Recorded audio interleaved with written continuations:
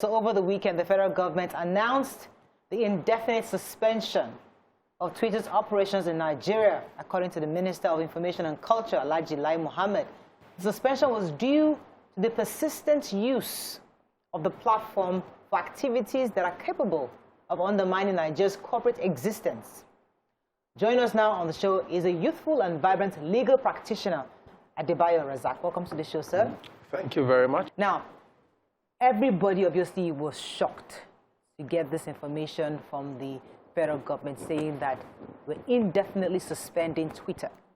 And obviously, everybody has responded, even the US, Canada, I think EU, and a few other global organizations have come forward to say this was a wrong move. In fact, NESG also said that this was ill-advised. Was it the right decision at the time for the federal government to make this ban, in your view, considering how toxic Twitter have been in the past? Thank you very much. First and foremost, what I would say is that the federal government's action was more of a reactive action than a proactive one. And that explains why it has attracted a lot of criticism, even from the international community, when you talk about international politics and all that. They're saying this and that, suppression of fundamental human rights to expression and so many other things. We've seen the president of the small and medium-scale enterprises coming also to explain the adverse economic effect of this ban on particularly the small and medium-scale industry. The National Economic Summit Group has also come to say, look, the digital economy of Nigeria is suffering a major setback. Talked about things like unemployment. The legal personnel has also come in to say, look, this action is by and large illegal, and that there was a better way for this to have been achieved. And I also want to agree with all this, respective states and non-state actors who've said that, clearly the federal government's action, it's not the best at this time. Twitter is a corporation registered in the US and they pay their taxes abroad. Yes. And they have so much power. We've seen it tested during #EndSARS. We've seen it tested with the promotion of everything IPOP. And I mean everything, every obscene things that you can hardly believe. Imagine false news and all of that going unchecked except until reported on Twitter. So do you think that the federal government should answer to a corporation, not even registered within its shores or even paying taxes here? Should we be subject to such an arrangement as a sovereign nation?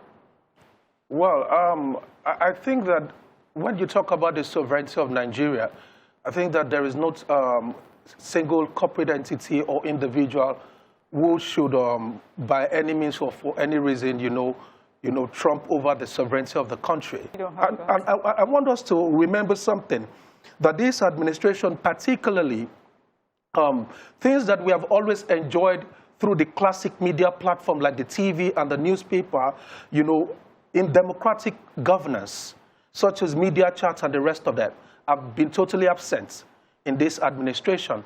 And Twitter, a platform like Twitter, has served as the best alternative for government to reach out to the people and for the people to reach out to one another amongst themselves. Yeah. And so I personally believe that at the point where that happened, it was more of the person of the president that was not happy with the position of that corporation rather than Nigeria as a country. Please, on what basis would our Attorney General try Twitter users? Like, as a lawyer, what's the law backing the prosecution of Twitter users? Is there a law banning Twitter? And is there a law that they would use to prosecute Twitter users that are using VPN? All right. In respect to the position of the Attorney General, I mean, with due respect to his person and his office, I would say that the Constitution is clear. Nothing is an offense in Nigeria except it's prescribed by law, and the punishment thereof, also prescribed. But however, we can quickly draw our mind to, the criminal code. I think section 50 and 51 talks about sedition. And, sedition basically is saying that publishing materials that are capable of inflaming, creating crisis, inciting the public against the government, that the law of sedition, or that talks about publication of of things that are considered to be inflammatory within the society or causing unrest, that those laws are primitive to democratic practice. And that as long as we are in the dispensation of democracy, that the government must be willing, the government must also be open-hearted to criticism, dissenting opinions, and that even the law on sedition itself provides that as long as what is considered to be sedition is done in the interest of pointing the governor or the president to an ill doing or to a misnomer or a maladministration within the context of that democratic practice, that can no longer be known as sedition. So what the law is basically saying is that in democracy, if something is wrong, the power belongs to the people. The people has the responsibility of the utmost responsibility of check and balance within the society. They must be able to call for accountability from the government. The government must be willing and transparent enough to give the people a sense of belonging in governance by ensuring that when they are checked, they are not vindictive about it, you know, and that democracy is not dictatorial, or is it a suppressive regime?